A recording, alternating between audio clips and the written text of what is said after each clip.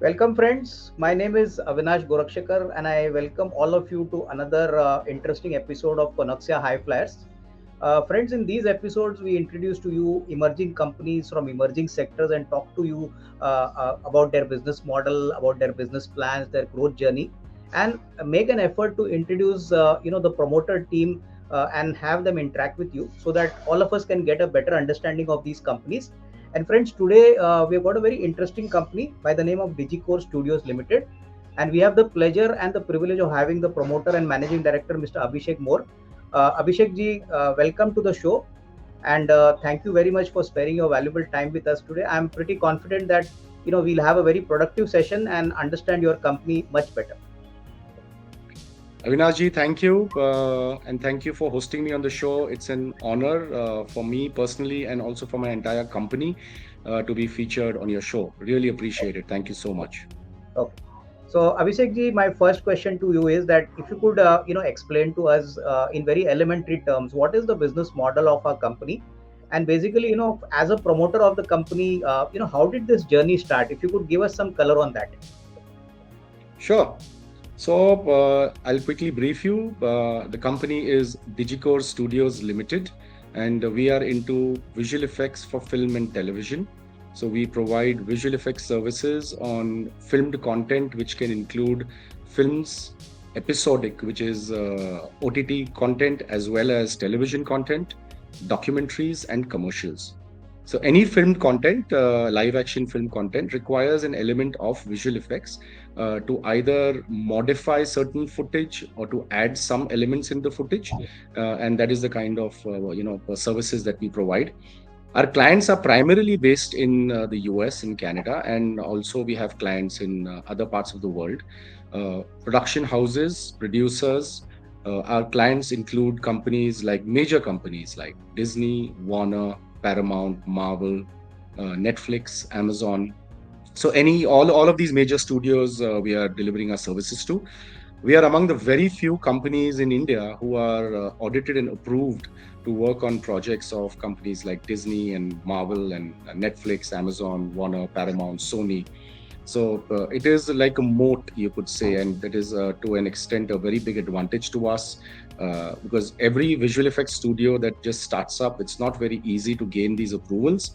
And since we have spent considerable time in this industry, we have been able to gain the trust and confidence of our clients, and hence we have got these approvals.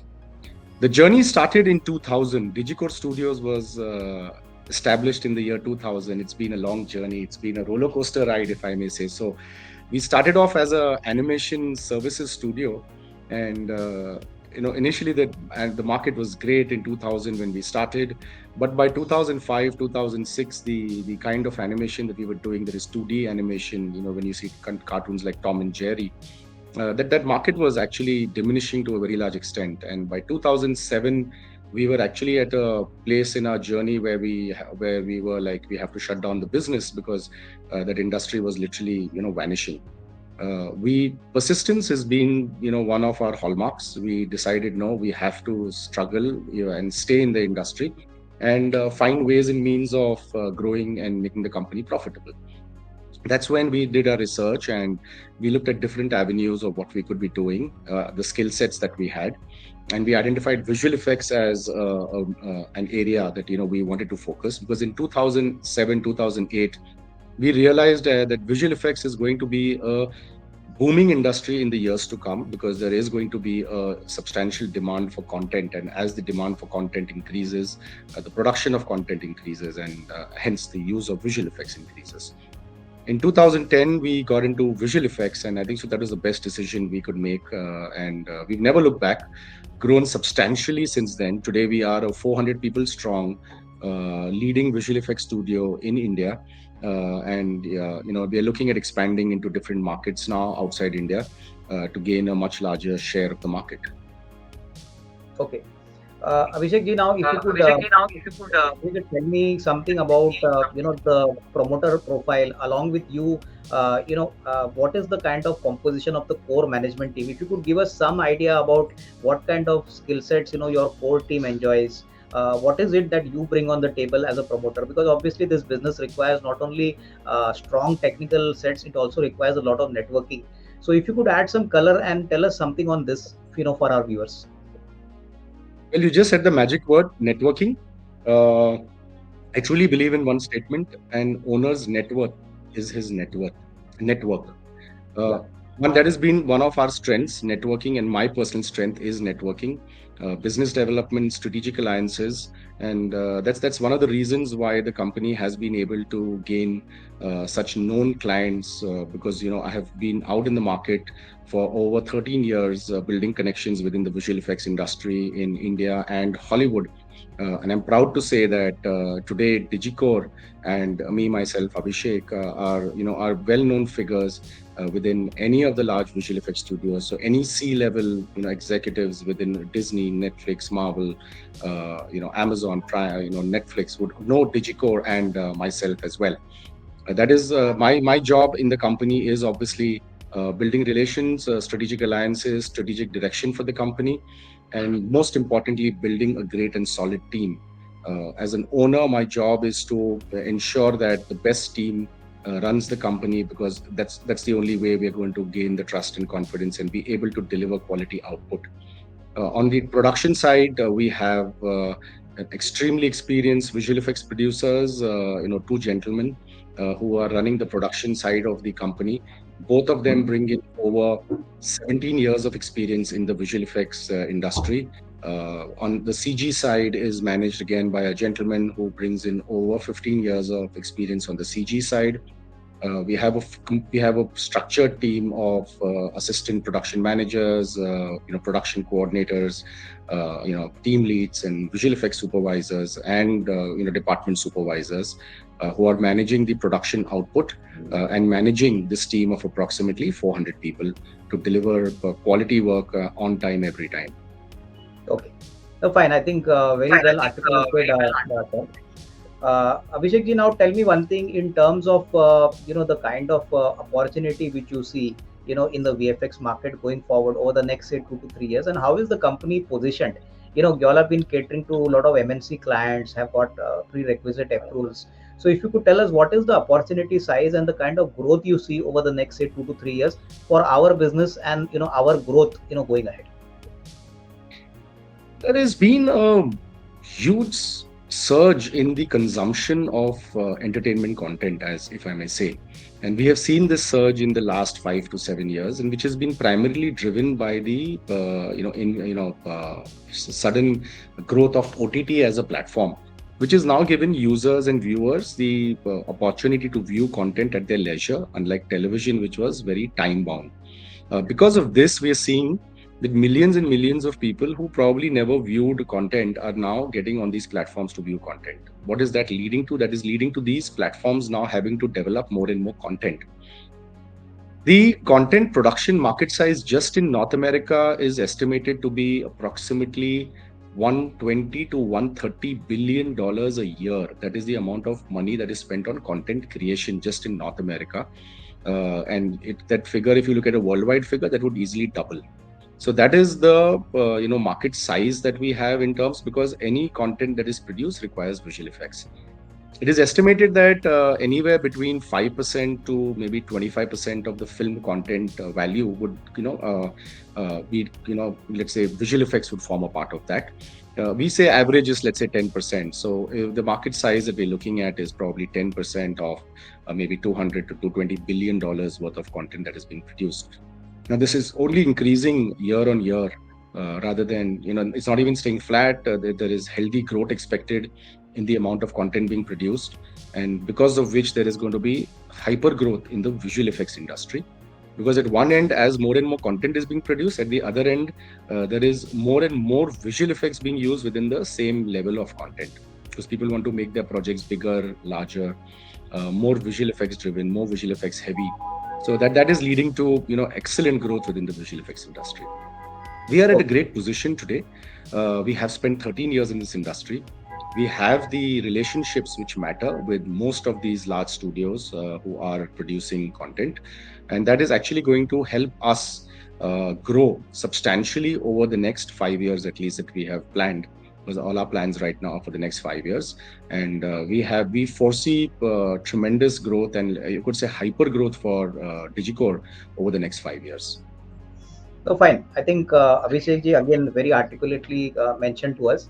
Now tell me one thing within the VFX segment. If you could tell us in very simple terms, are there any product segments where the company has got a large kind of presence? And secondly, how important is technology in this business? Like, what are the current new technologies which you all are working for your top clients?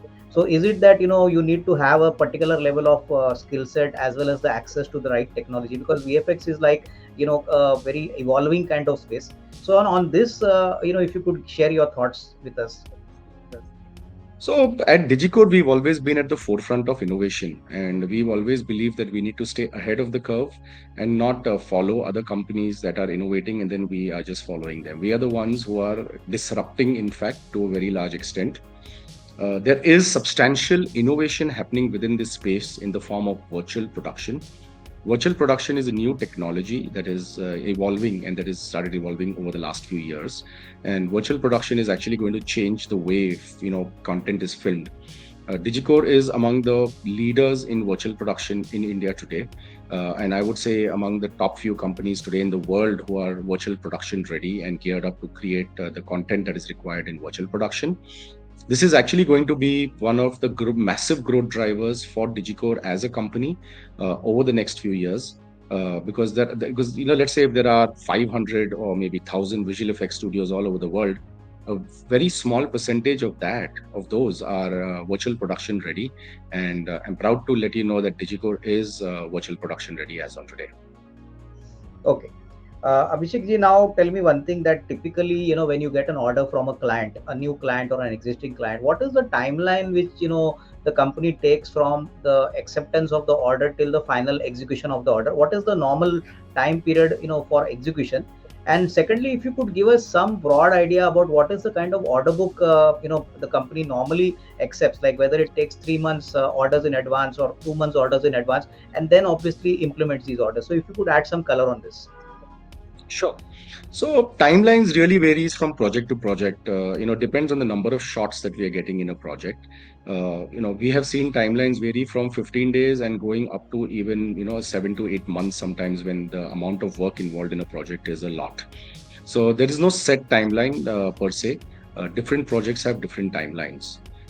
Okay. And I'm sorry, I didn't get the other question. What is that?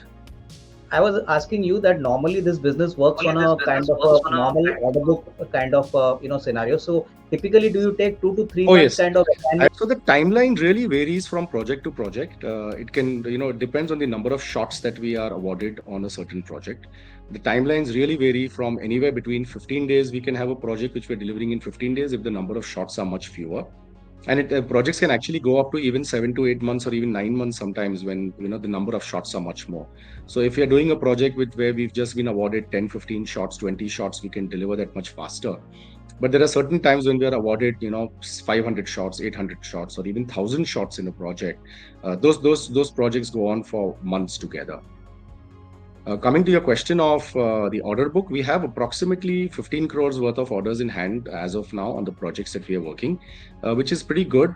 We're getting orders every month. So this 15 crores is going to go up substantially by December. Okay. Oh, fine. Understood, Abhishek ji. Now tell me, Abhishek ji, in terms of the pricing for every customer, like you said, some of the customers have got 10 shots, or some of them have got 20 shots or 500 shots. So depending upon the timeline of the assignment and the quality of work which you do, is the pricing, different for every customer? Is it depending on the project, you all work out your costing and then decide, okay, this is the pricing which will be relevant for, contract A, contract B? So, how is pricing, decided? Is there a fixed price contract, or in between, if there is any cost increase, is the variable cost, passed on to the customer? I mean, if you could add a little bit on this and tell us. Sure. So, see, every project definitely is different in pricing based on the amount of work involved. So we work on a per man-day rate. So for different departments and different tasks, we have a set man-day rate. So when the project comes to us for in our term, instead of quoting, we call it bidding. So when it comes to us for a bid, we estimate the number of man-days required in the project, and based on that, we apply our man-day rate and send the quotation to the client. The beauty of this industry is that even if there's a small change that is required, because it's a creative industry, changes do happen.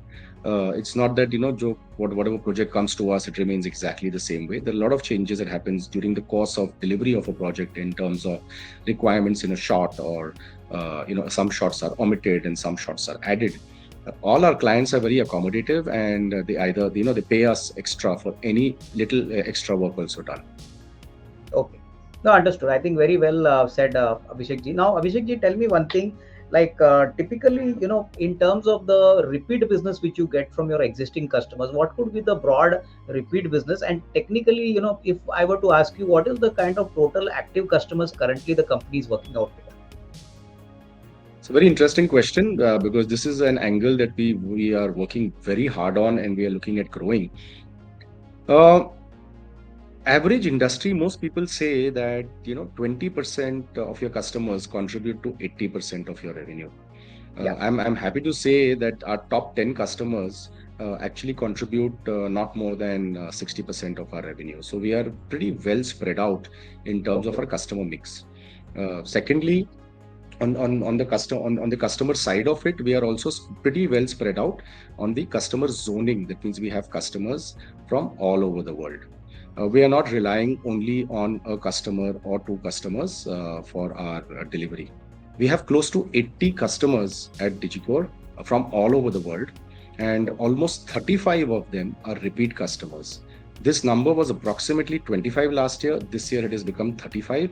And as we are moving ahead, we are seeing that more and more of our customers are, getting to be repeat customers, which is a great sign, because it just shows that they have good confidence in the company and our delivery. Okay, understood. Abhishek ji, now in terms of the competitive strategy, in terms of how you are positioned vis-a-vis other market players, if you could tell us, which are the kind of comparable listed or unlisted peers which actually compete on a one-to-one basis with you. Obviously, there is competition in every market. So, in terms of competitive intensity, first of all, how is the industry scenario? That is point number one. And secondly, if you could share with us some comparable peers so that we can compare Digicore with other listed or maybe unlisted players. If you could share some data for us. Absolutely. So, firstly, I don't believe in the word competition. I always look as people to we are growing the industry together. So I have never believed in the word competition. I've always believed in the word collaboration. Even the several VFX studios in India, I wouldn't consider, and I think even they don't. That we don't compete with each other. We collaborate, because collaboratively we are trying to grow an industry within India and overseas. The pie is too big. Competition comes in when the pie is too small and there are too many players. In our case, the pie is too big and there are too little players. So we really don't need to compete with each other. In fact, we help each other. There are times when Digicore has some extra work which we cannot deliver from in-house, and we also outsource it to other VFX studios. Same way we get work from other visual effects studios as well. Talking about the landscape in India, there are some really good visual effects studios, some listed, unlisted. Let me name a few: Red Chilies, Yashraj Films. Then we have listed. We have Phantom VFX. We have recently listed Basilic Fly. Bot VFX in Chennai is doing some really good work. Anybrain in Pune is doing some really good work. So there are quite a few, but not too many mid or large level visual effects studios. This is not like the IT industry where you have hundreds and hundreds of companies. In the number of companies in India are pretty few compared to the amount of work that is coming in, and the growth in the industry by itself. No, fine. I think very well said, Abhishek ji. Now, tell me one thing, Abhishek ji, that how would the company differentiate itself with other players? Like, can you share with us some qualitative points to say that Digicore is doing a very good job as compared to competitors? I mean, you said you don't use the word competition, but today a lot of people are coming at Digicore, getting their assignments done by you. So there must be something special about your company, about the execution capabilities, technical skill set. So if you could share with us some qualitative points, like how are you doing things better, and what is it that differentiates you with the others? Sure. So A is we have built a solid delivery team. Any company is known by its delivery commitments and its delivery team. So we are very proud of our delivery team, and we are targeting and achieving a 95% first pass rate. That means when we send the shots to our clients, 95% of the shots are getting approved in the first pass. We do get some shots back with some comments, and then we make them and change them back. Solid communication with clients, extremely, extremely important. We are known for prompt and quick communication because in general, everybody requires information all the time, and they need to be updated on what's happening with the project that we are delivering for them. Thirdly, and the most important thing is, we don't bite more than we can chew. So if there is a project that we get, to bid or quote, and if the client has given us a deadline for the project, and if we, in our estimates, we arrive at a decision that we are not able to deliver it in that deadline, we let the client know upfront that, this is the deadline we cannot meet. This is what we can achieve. If you think that is okay, we are happy to take on the work. Otherwise, we are happy to let it go. We actually let go many times, lakhs and sometimes crores worth of work every year because we are not able to achieve the deadline. So we have kept that as a policy that we are ready to let go the work, but we will not miss a deadline, because in this industry, one missed deadline or two missed deadline, the client is gone forever.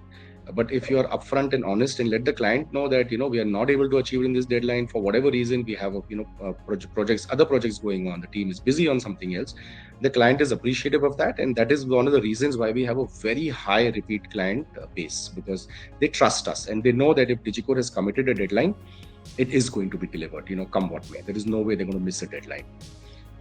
And most important is the innovation aspect that I mentioned to you. At Digikore, we are constantly innovating, not only in delivery pipeline, but also in new technologies. And that's what keeps the client stuck to us, because they also like the innovation angle at Digikore.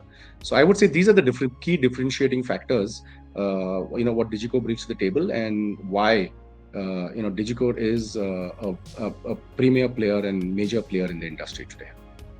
So fine. I think very well said, Abhishek ji. Now, Abhishek ji, if you could just share with us some broad financials, which the company has recorded for FY23, something on the revenue, on the profitability. And, after that, a very important question that I believe the company is planning a IPO.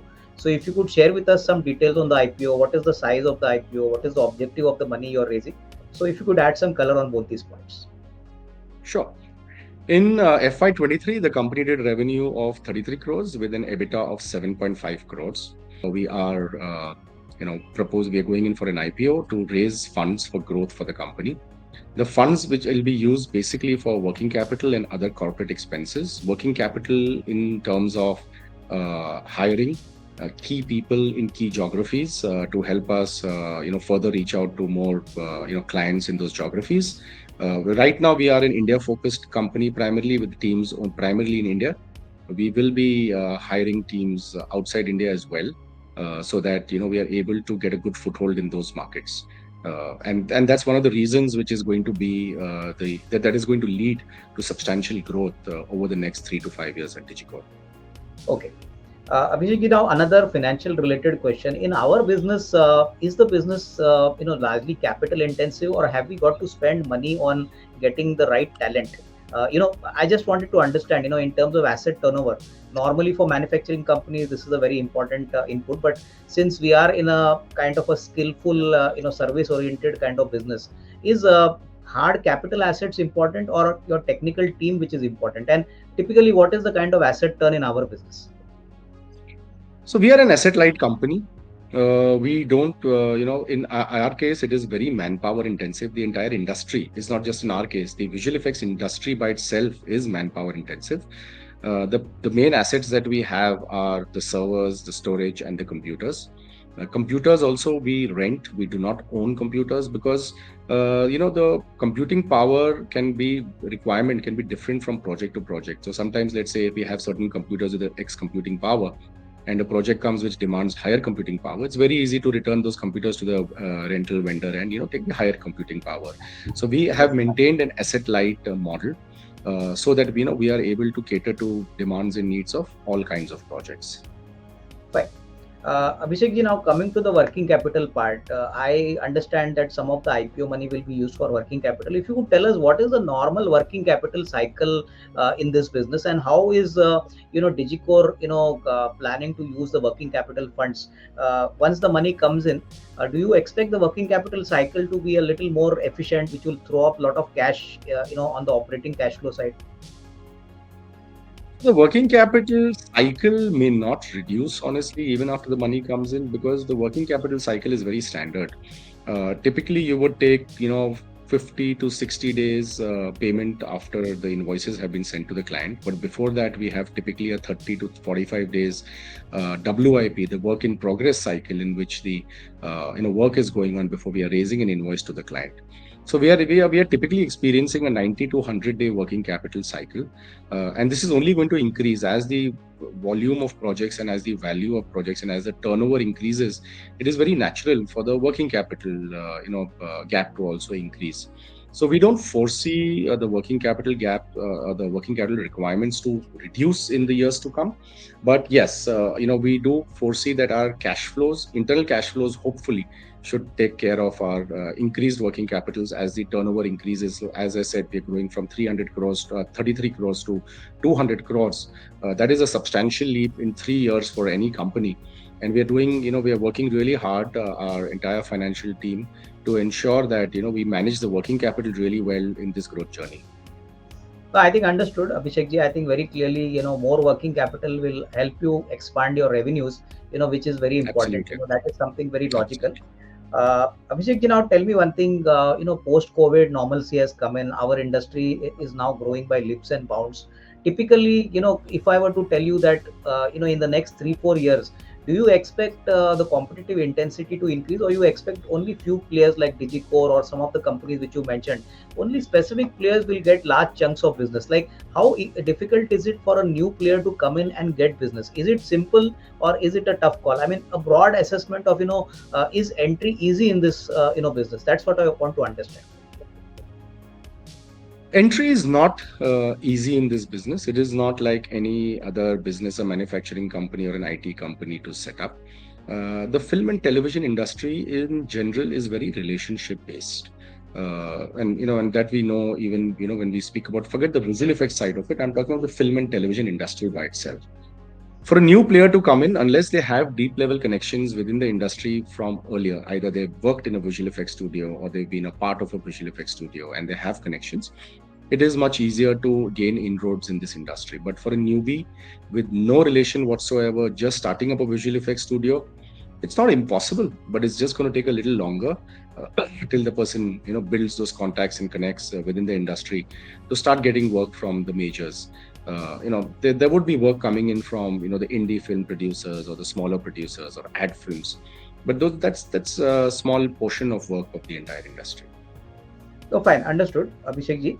Now, Abhishek ji, one question relating to the IPO. I mean, you all have, you have made a conscious effort and a very, skillful effort in taking this company up to this level. Now, tell me one thing: new shareholders are going to become your partners. They're going to become your shareholders. So broadly, what would be your message to them on a longer term basis? What kind of wealth creation, is there, which is possible from your company? Because your industry is growing by leaps and bounds. People know the potential of your sector. So broadly, as a promoter, what could be your message to the new shareholders which are going to come on board and obviously enjoy the journey of growth with you? Well, I can just say the promoters who've trusted us, I would like to thank them firstly for their trust and faith in Digikore as a company. I can say that you have your money at the right place.